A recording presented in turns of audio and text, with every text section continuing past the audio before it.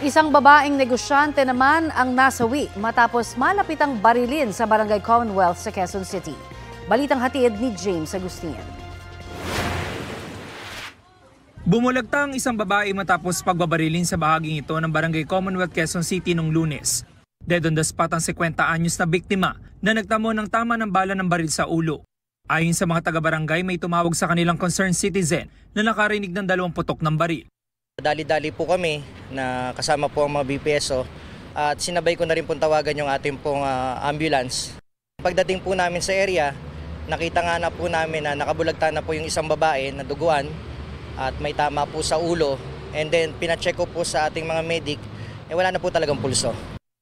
Sa imbestigasyon, naglalakad ang biktima ng sundan umano ng isang salarin at malapit ang binaril.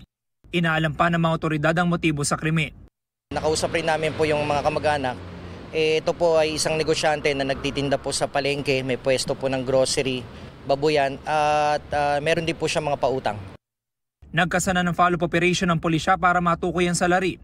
Ang mga taga-barangay mas paigtingin daw ang pagbabantay sa lugar. Tuloy-tuloy pa rin po yung visibility sa area, sa pagro-roving, hindi lang po sa gabi, 24/7 kasi napakarami pong mga volunteers dito sa Barangay Commonwealth. James Agustin, nagbabalita para sa GMA Integrated News.